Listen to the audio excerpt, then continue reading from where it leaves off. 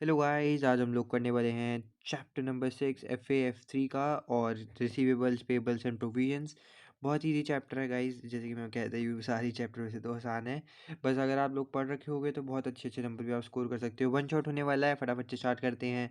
और सबसे पहले बात कर लेते हैं accrued and prepaid expenses and income. सबसे पहली बात आपको ये पता होना चाहिए कि एक्सपेंस का बैलेंस क्या होता है, यानी कि डेबिट या क्रेडिट। तो एक्सपेंसेस जो होते हैं उनका फेवरेबल बैलेंस जो होता है वो डेबिट होता है, और इनकम का जो होता है वो होता है क्रेडिट। ठीक है, इतना आप लोगों को मैं बिलीव करके चलता हूँ कि पता है। ठीक है, इसके बाद एक्रूड और प्रीपेड एक्सपेंसेस और इनकम की बात करें तो सबसे पहले एक्रूड एक्सपेंस की बात कर ले तो ये वैसे एक्सपेंसेस होते हैं जो कि उस पीरियड से रिलेट करते हैं जो हमने पे नहीं कर रखे। यानी कि मान लो कि मेरे बिजनेस में कोई भी खर्चा वगैरह था, मान लो कोई भी एक्सपेंस हमारा रिपेयर वगैरह मेरे को कराना था, तो मैंने रिपेयर करा लिया अपना एसेट या जो भी चीज़ मेरे को रिपेयर करानी थी, लेकिन मैंने उसकी पेमेंट जो है वो अभी तक नहीं करी है, तो मैं उसको क्या बोलूँगा, एक्रूड एक्सपेंस। इसकी एंट्री देखेंगे तो डेबिट एक्सपेंसेस जो कि हमारा पीएनएल में जाएगा, और क्रेडिट कर देंगे एक्रूड एक्सपेंस जो भी हमारा अमाउंट होगा, और ये जो होगी हमारी लाइबिलिटी होगी, क्योंकि देखो अभी पे नहीं किया, आगे जाके तो पे करना है ना। ठीक है, तो ये एंट्री हो जाएगी, जो ये वाला बैलेंस होगा पीएनएल में जाएगा, और जो क्रेडिट वाला होगा वो लाइबिलिटी में चल जाएगा एसओएफपी में। ओके, इसके बाद एक इसका टी अकाउंट भी बनता है।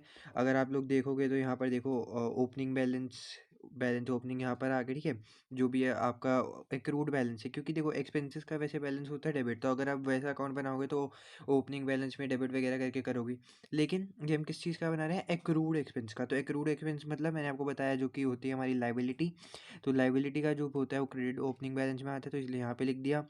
जो भी एक्सपेंस होता है पूरे ईयर में उसको यहाँ पे कर देंगे, क्योंकि इससे हमारा एक्सपेंस और बढ़ेगा। और यहाँ पर जितना भी हमने एक्सपेंसेस पे करे हैं उससे, क्योंकि देखो क्रेडिट साइड में वो चीज़ अब लिख रहे हैं जिससे हमारे एक्सपेंसेस बढ़ रहे हैं, और जिससे हमारे एक्सपेंसेस कम हो रहे हैं, वो हम इस तरह डेबिट साइड में लिख देंगे, क्योंकि ये एक्रूड एक्सपेंस है, नॉट नॉर्मल एक्सपेंस जो है। एक्रूड मतलब लाइबिलिटी। और इसी के साथ ही आपका टी अकाउंट होता है। और इसके बाद प्रीपेड एक्सपेंडिचर, इसका बिल्कुल एक्रूड का बिल्कुल उल्टा, मतलब हमने जो है एक्सपेंडिचर जो भी हमने किया था उसकी पेमेंट एडवांस में ही पे कर दी है।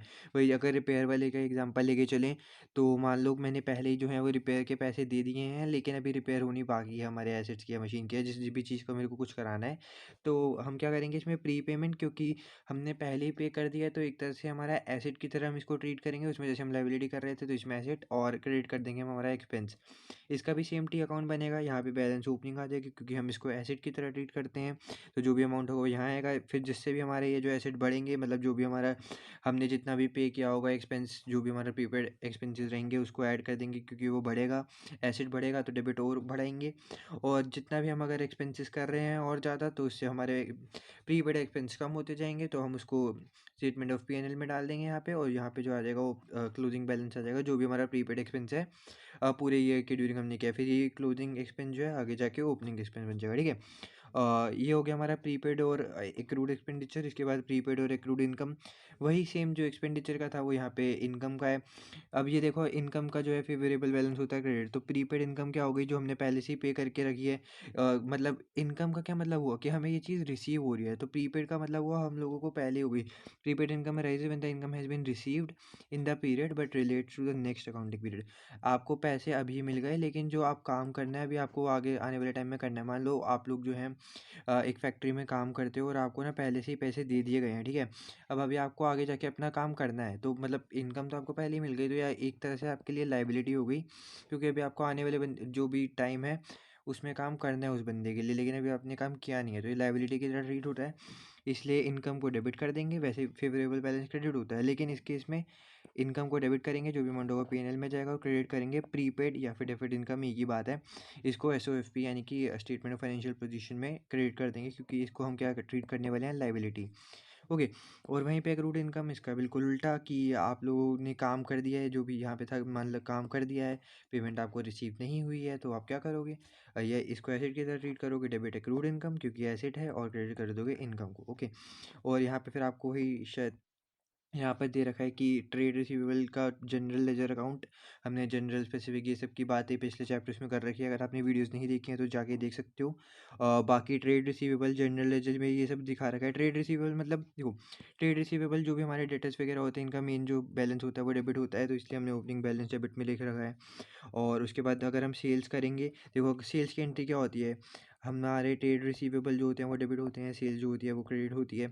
यही सेम एंट्री हमने यहाँ पे कर रखी है, क्योंकि इससे जो है हमारे ट्रेड रिसीवेबल बढ़ते हैं सेल से, तो जिस जिस चीज़ों से ट्रेड रिसीवेबल बढ़ रहे हैं वो मैं डेबिट साइड में लिख दूंगा, जिससे कम हो रहे हैं उसको मैं क्रेडिट साइड पे लिख दूँगा। ये सब जो करे इससे सबसे बढ़ा दिया और लास्ट में यहाँ पे जिससे भी हुआ कम हुआ और ये लास्ट में मेरा आ गया क्लोजिंग बैलेंस और फिर ये आगे जाके बन जाएगा मेरा ओपनिंग बैलेंस। ये सब है इर्रिकवरेबल डेट, ट्रेड पेबल, ये सब चीज़ें। इर्रिकवरेबल डेट्स यानी कि जो भी मतलब आप लोगों को लगता है कि हाँ मतलब मेरे ट्रेड रिसीवेबल जो थे वो 60,000 के थे कि मेरे को इतने लोगों से पैसे लेना था। लेकिन मान लो मेरे को खाली 55,000 रिसीव हुए, तो जो 5,000 नहीं हुए वो मेरे लिए क्या बन गए, इरिकवरेबल डेट, जो कि अभी मैं रिकवर नहीं कर सकता। तो इसकी वजह से मेरे जो ट्रेड रिसीवेबल है वो कम हो जाते हैं, इसलिए वो मैं क्रेडिट साइड पे लिख देता हूँ। ओके। अ, इसके बाद अगर हम बात करें, वही देखो रिकवरेबल डेट की बात आ गई, तो if debt is consider to be uncollectable, जो कि मैंने आपको बताया 60 में से अगर 55 रिसीव हुआ तो 5 जो हो गया वो अनकलेक्टेबल है, तो उसको रिटर्न ऑफ कर देना चाहिए। और राइट ऑफ करने की एंट्री क्या होती है, डेबिट रिकवरेबल डेट एक्सपेंस, इसको एक तरह से एक्सपेंस ही ट्रीट कर रहे हैं और एक्सपेंस का फेवरेबल बैलेंस डेबिट होता है तो डेबिट कर देंगे। और क्रेडिट क्या कर देंगे, रिसीवेबल, क्योंकि हमारा रिसीवेबल कम हो रहा है। यहीं पे मैंने आपको सेम बात बताई, देख रहे हो, यहीं पे सेम चीज़ हुई थी, क्योंकि क्रेडिट कर दिया और डेबिट ट्रेड रिसीवेबल, वही सेम चीज़ यहाँ पे बता रहे हैं। और अगर मान लो कि आने वाले टाइम में देखो मतलब बंदे में थोड़ी लज्जा वज्जा आ गई, थोड़ी शर्म आ गई कि हाँ भाई मतलब चलो 5,000 तो देने थे उसको ना, जैसे ऊपर वाले एग्जाम्पल की तरह ही, तो उसने आपको 2,000 रुपये दे दिए, क्योंकि चलो इतने पैसे मैं दे सकता हूँ और नहीं दे सकता, तो जो भी पैसा देगा बैंक या फिर कैश जो भी आपको दे रहे हैं, डेबिट और क्रेडिट कर दोगे इरिकवरेबल डेट रिकवर्ड अकाउंट। ठीक है। अगर उसने पैसा कभी बाद में जाके उसको शर्म लिहाज आ गई कि हाँ चलो मेरा पैसा इसका पैसा दे देता हूँ यार, चलो क्या ये भी भला समझेगा, ठीक है। ये बहुत कम केसेस में होता है, लेकिन अगर कभी कभार मतलब बंदों में हो जाता है तो वो दे देते हैं। तो बैंक में पैसा आएगा, बैंक डेबिट, और credit irrecoverable debt recovered account. Okay. और इसके बाद टोटल इरिकवरेबल डेट जो होते हैं वो एक्सपेंसेस, जो भी मतलब टोटल इरिकवरेबल डेट हैं, जो कि आपको मैंने बताया क्या होते हैं, वो एक्सपेंसेस की तरह ट्रीट करते हैं स्टेटमेंट ऑफ पी&एल में। Irrecoverable debt do not appear in the, ये फाइनेंशियल पोजीशन में नहीं आते, ये बात याद रखना, as they have already been deducted. क्योंकि देखो जब भी हम फाइनेंशियल पोजीशन, मान लो फाइनेंशियल पोजीशन बना रहे हैं, तो एसेट्स के साइड में एक तो आता है ट्रेड रिसीवेबल, मान लो 60,000 का था, ठीक है, और नीचे से ना हम इसको लेस करके बता देते हैं कि ये जो था हमारा इतना इरिकवरेबल डेट था 5,000 का, तो हम टोटल ट्रेड रिसीवेबल कितने का दिखाते हैं, 55,000, मतलब एग्जाम्पल के लिए, ठीक है, तो लेस करके दिखाते हैं, तो इसलिए एस ओ एफ पी में नहीं आता, पी एन एल में दिखाते हैं। Allowance for receivable where a customer is known to be in financial difficulties and, allowance for receivable का मतलब वही हो गया कि आप लोगों ने रिसीवेबल के लिए अलाउंस बना रखे हैं, the amount may not be recoverable. मान के चलो एक नया एग्जांपल अगर मैं ले लूँ, तो 10,000 रुपये हैं, इसमें से मेरे को ये लगता है कि यार 8,000 रुपये तो रिकवर हो जाएंगे, 2,000 जो है वो नहीं हो सकते। ठीक है, इसके लिए मैं एक अलाउंस बना लेता हूँ, कह लो एक प्रोविज़न बना लेता हूँ कि ये 2,000 तो मेरे को लग रहा है कि नहीं हो सकते, तो 8,000 तो हो सकते हैं, तो इन 2,000 के लिए मैं पहले से ही प्रोविज़न बना लेता हूँ कि ये अगर रिकवर नहीं भी हुए तो मैं इनको पहले से एक 2,000 रुपये डाल के रखता हूँ कि अगर कोई भी लॉस हुआ तो इससे रिकवर कर लूँगा। The debt remains in the ledger account but the allowance is deducted from the figure of, मतलब वही रिसीवेबल में से आप अलाउंस फॉर रिसीवेबल भी डिडक्ट करते हो in the statement of financial position. Debit करोगे इरिकवरेबल डेट एक्सपेंस और क्रेडिट कर दोगे अलाउंस फॉर रिसीवेबल, क्योंकि इससे जो है हमारा बैड डेट कहते हैं हम इंडिया में, वैसे इरिकवरेबल डेट अगर आप कहना चाहो, तो इससे जो है वो हमारा बढ़ेगा। और क्रेडिट क्या कर देंगे, अलाउंस, क्योंकि इसे हम प्रोविजन बना रहे हैं, तो प्रोविजन एक तरफ से अगर कहो उसका फेवरेबल बैलेंस होगा क्रेडिट, तो बढ़ेगा तो वो भी क्रेडिट होगा। In the following period if there is a decrease, अगर कोई डिक्रीज होगा तो वही सेम उल्टी एंट्री कर दोगे, क्योंकि अगर ये बढ़ेगा तो क्रेडिट होगा, तो कम होगा तो डेबिट, सेम रिकवरेबल डेट के साथ ही है, ठीक है। और अगर हम आगे चलें तो इसके बाद फॉर्मेट आपको दे रखा है, ट्री अकाउंट बना लो, एंट्रीज कर लो, सेम बात है, ठीक है, जो भी आप कंफर्टेबल हो। अलाउंस फॉर रिसीवेबल मैंने आपको बताया क्रेडिट बैलेंस होता है, तो ओपनिंग बैलेंस जो है वो यहाँ पे आएगा, जो भी इंक्रीज़ हो रहा है वो यहीं पे आ जाएगा, और अगर कोई डिक्रीज़ है वो यहाँ आएगा, फिर लास्ट में क्लोजिंग अलाउंस बचेगा, वो ये वाला होगा आपका, फिर लास्ट में आंसर आ जाएगा, ठीक है। और इसके बाद स्टेटमेंट ऑफ फाइनेंशियल पोजीशन में आपको यहाँ पे दिखा रखा है कि the total allowance is deducted from the figure of receivable, ये आपके रिसीवेबल हैं, तो आपके जो भी इरिकवरेबल डेट जो भी आए हैं उस सबसे लेस करके दिखाओगे, और अलाउंस फॉर रिसीवेबल लेस करके दिखाने वाले हो, ये आप फाइनेंशियल पोजीशन में दिखाने वाले हो। और पी&एल और ओसीआई में क्या दिखाओगे, only the change in the allowance for receivable is included. मान लीजिए आपके पिछले ईयर में जो थे वो 50,000 था, 50,000 अलाउंस अलाउंस फॉर रिसीवेबल, ठीक है, जो मैंने आपको बताया प्रोविजन वगैरह हम बना लेते हैं। अगले साल आपका आ गया 60,000, तो चेंज कितने का है, 10,000 का। जो ये चेंज है ना, बस आप वो पी&एल में दिखाने वाले हो, यहाँ पे ऐसा बता रहे हैं। और an increase in the allowance is treated as an expense, अगर ये इंक्रीज हुआ है, अगर ये कम होता तो इनकम दिखा देते हैं, अगर ये इंक्रीज हुआ है तो एक्सपेंस दिखा रहे हैं, ओके, और डिक्रीज होता है तो क्या दिखा देते हैं, income. Reduction in the allowance treated other income या फिर नेगेटिव एक्सपेंस, वही सेम बात है। अगर एक्सपेंस को माइनस करके दिखा दो, आप पीएनएल बनाते हो ना, एक्सपेंस साइड है, एक्सपेंसेस है, इनकम है, अगर एक्सपेंसेस में से कम कर दो या फिर इनकम में ऐड कर दो, बात सेम ही होने वाली है, ओके। और यहाँ पे आगे हम बात करें ट्रेड पेबल, जैसे हमने ट्रेड रिसीवेबल देखा, तो ट्रेड पेबल का फेवरेबल बैलेंस क्रेडिट, ये बात याद रखो। ओपनिंग बैलेंस, उसके बाद जो भी आपकी ट्रेड पेबल को बढ़ाएंगे या फिर परचेजेस हैं, इंटरेस्ट जो भी ओवर ड्यू है, ये सब चीज़ें आपके पेबल ट्रेड पेबल्स को बढ़ाने वाली हैं, तो ये सब क्रेडिट, जो भी इनको कम कर रही हैं वो सब हम डेबिट कर देंगे। लास्ट में आ जाएगा हमारा क्लोजिंग बैलेंस, जो कि हम अपनी बैलेंस शीट में यूज़ कर सकते हैं, और यही क्लोजिंग बैलेंस आगे जाके बन जाएगा ओपनिंग बैलेंस। और आगे बात करें प्रोविजंस, कॉन्टिंजेंट लाइबिलिटीज़ और कॉन्टिंजेंट एसेट, जो कि IAS 37 के अंदर आता है। Provision is a liability of uncertain timings and और अमाउंट। पहली बात, जब भी आप प्रोविजन समझो तो आप समझो कि एक ऐसी लाइबिलिटी है जो कि मतलब कभी भी अराइज हो सकती है आने वाले टाइम के अंदर, और किसी भी अमाउंट की, बस आपको लगता है कि हाँ ये लाइबिलिटी या फिर ये चीज़ मेरे साथ होने वाली है, तो उसका आप पहले से ही प्रोविजन बना लेते हो कि हाँ कोई भी इस टाइम पे भी मान लो मेरे को 5,000 का लॉस हो सकता है, या फिर ये नहीं सोच रहे हो कि 5,000 का भी हो सकता है, कि इतने का भी हो सकता है, तो आप थोड़े बहुत पैसों की प्रोविज़न बना रखते हो कि हाँ अगर आने वाले टाइम में कुछ होता भी है तो उसके लिए मेरे पहले से ही मैं प्रिपेयर्ड रहूँ। Provision can be recognise only when three criteria, तीन क्राइटेरिया होते हैं कि ऑब्लिगेशन होनी चाहिए, लीगल हो या फिर कंस्ट्रक्टिव हो।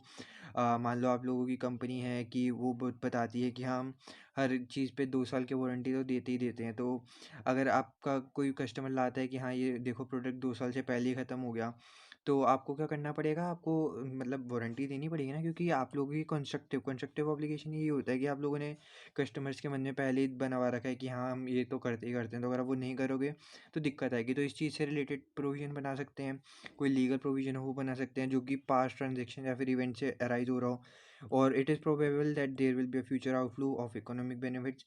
इसका मतलब ये है कि प्रोबेबल मतलब 90% से ज़्यादा चांसेस ये रहने चाहिए कि आप लोगों के पैसे जो हैं इस चीज़ में जाने ही जाने वाले हैं, कि आने वाले टाइम में आपको पैसा पे करना ही है, और the amount can be reliably estimated, यानी कि यहाँ पे मैंने सोच रखा था कि देखो 5,000 का मेरे पास डैमेज होने वाला है आने वाले टाइम में, तो मैं इतने का प्रोविजन बना लेता हूँ। तो ऐसा अमाउंट होना चाहिए जिसको मैं एस्टिमेट कर सकूँ, ये ना हो कि अरे भाई मैं बोलूँ अरे आने वाले टाइम में ना मेरे को नुकसान तो हो जाएगा, कितने का होगा पता नहीं, तो प्रोविजन कैसे बनाओगे, ठीक है। और प्रोविजन का ट्रीटमेंट कैसे होता है, provision should be recognised in the financial statement, financial statement के अंदर इसको रिकॉग्नाइज करना चाहिए।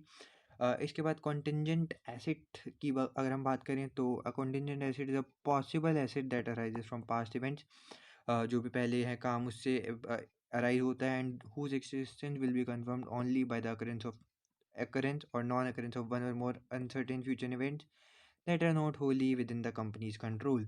इसका मतलब अगर आप आसान भाषा में समझना चाहो तो कोई ऐसा एसेट जो कि मतलब पास्ट इवेंट से अराइज हो रहा है, और ये नहीं पता कि कैसे हो रहा है, लेकिन आने वाले टाइम में आपको ये फ्यूचर में बेनिफिट देने वाला है, ऐसा एसेट फ्यूचर में बेनिफिट देगा, ठीक है। तो वो आपका कॉन्टिंजेंट एसेट के अंदर आ गया। Contingent asset should be recognise in the financial statement because this may result in recognition of income.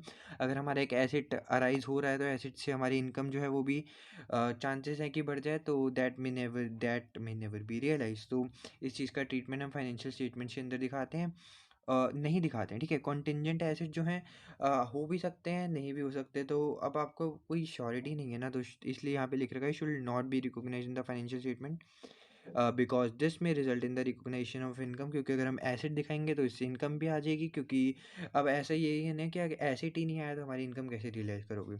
The inflow of economic benefit is virtually certain. The inflow of economic benefit is probable but not certain। ये सब आपको मतलब ये दे रखा है कि अगर virtually certain है कि हाँ मतलब होना ही होना है, कि अगर मान लो ये एसेट हमारा आने वाले टाइम में बनेगा ही बनेगा, इसका मतलब ये हो गया। तो आप लोगों को क्या करना है, और अगर नहीं होगा तो आप लोगों को क्या करना है। तो देखो यहाँ पर आपका ये इनफ्लो अगर वर्चुअली सर्टेन है, मतलब मोर देन 95% चांस है कि हाँ मतलब ये तो एसिड होगा ही होगा, तो आप क्या करोगे, एसिड जो भी होगा वो कंटिंजेंट एसिड नहीं है, आप उसको एसिड की तरह ही ट्रीट करोगे अपनी फाइनेंशियल स्टेटमेंट में मज़े से। और recognise the asset and any associated income, जो भी उससे इनकम आनी है वो आप कर दोगे। और अगर आपका इनफ्लो जो है वो प्रोबेबल है मतलब 50 टू अगर 90% अगर है, तो आप क्या करोगे, do not recognise the asset, asset को रिकॉग्नाइज नहीं करोगे, बट डिस्क्लोज कर दोगे एक ब्रीफ ब्रीफ डिस्क्रिप्शन दोगे जो भी नेचर है एसेट का, where part practicable and estimated of financial, मतलब लास्ट में नोट्स वगैरह आप देते हो ना फाइनेंशियल स्टेटमेंट के बाद में, तो मतलब यही कह रहा है अगर प्रोबेबल होगा तो आपको बस डिस्क्लोजर करना है, कोई एसेट वैसेट रिकॉग्नाइज करने की जरूरत नहीं है। वहीं अगर इन्फ्लो नॉट प्रोबेबल है, मतलब लेस देन अगर 50 हो गया, तो आप लोगों को क्या करना है, रिकॉग्नाइज मत करना और डिस्क्लोजर भी नहीं देना, क्योंकि आप लोगों को पता है हम लोग लाइबिलिटी पे ज़्यादा ध्यान देते हैं और एसेट्स पे कम, तो अगर 50% से कम चांसेस हैं तो उस पर कुछ भी नहीं करना है आप लोगों को। कॉन्टेंजेंट लाइबिलिटीज़ वहीं पे दूसरी ओर क्या आ जाएंगे हमारे पास, डेफिनेशन और treatment, possible obligation that arises from past events. यही है कि आपको आने वाले टाइम में इसको पे करना है, कॉन्टेंजेंट ऐसे था जिससे आने वाले टाइम में आपको फ़ायदा होने वाला था, दोनों मतलब यही है एसेट्स और लाइबिलिटीज़ की तरह, बस आने वाले टाइम में उसको करना होगा। Uncertain future events that are not wholly within the company's control, जो कि कंपनी के कंट्रोल में नहीं होता, उसकी वजह से आती है, ऑब्वियस सी बात है। तो इसका ट्रीटमेंट देखें तो इफ़ ऑब्लिगेशन इज़ प्रोबेबल, यानी कि अगर 50% या फिर 50 to 90 है, तो एक प्रोविज़न बना दिया जाए आप लोगों की उसमें, और treat as an expense in the P and L and a liability in the SFP, जो भी हमने प्रोविज़न की एंट्रीज वगैरह पढ़ रखी हैं, आप प्रोविज़न की एंट्री बनाओगे। अगर 50% लाइक्लीहुड, मतलब प्रोबेबल का मतलब होता है 50 to 90%, ओके। तो अगर प्रोबेबल है तो आपको प्रोविज़न बनाना है, अगर प्रोबेबिलिटी जो है वो लेस देन 50% है, तो आप क्या बताओगे, कॉन्टेंजेंट लाइबिलिटी, वही कि आने वाले टाइम में हो सकता है कि हमें लाइबिलिटी हो, तो आपको कोई प्रोविज़न नहीं बनाना, कॉन्टेंजेंट लाइबिलिटी की तरह दिखाओ, not recognise as a liability, वही अगर यहाँ पे, और in the SFP not as an expense in measuring profit और लॉस, मतलब ना आपको एक्सपेंस दिखाना है ना लाइबिलिटी दिखाना है, बस डिस्क्लोज कर देना है नोट्स पे कि मतलब कॉन्टेंजेंट लाइबिलिटी की ये क्लास है, और अगर प्रोबेबिलिटी जो बहुत लो है, कॉन्टेंजेंट लाइबिलिटी रिमोट है, तो आपको डिस्क्लोज ही नहीं करना है उसके ऊपर, ठीक है। और यहीं पर अगर आपको मान लो 90% से ज़्यादा चांस लग रहे हैं कि हाँ मतलब ये तो हमारी आने वाले टाइम में पक्की बात है, होगी होगी बहुत ज़्यादा वर्चुअली आप सर्टेन हो, तो आप उसको लाइबिलिटी दिखा देना, ठीक है। तो ये सब चीज़ें हो गई, हमने ऊपर कॉन्टेंजेंट एसेट का भी पढ़ लिया, कॉन्टेंजेंट लाइबिलिटी का भी पढ़ लिया, और इसी के साथ हमारा जो है वो चैप्टर नंबर ये जो है ये 6 वो भी ख़त्म हो गया है। अगर आप लोगों को वीडियो पसंद आई है तो वीडियो को लाइक कर देना, चैनल पर नए सब्सक्राइब कर देना। मैं मिलता हूँ आपसे नेक्स्ट वीडियो में। Thank you so much for watching, bye bye.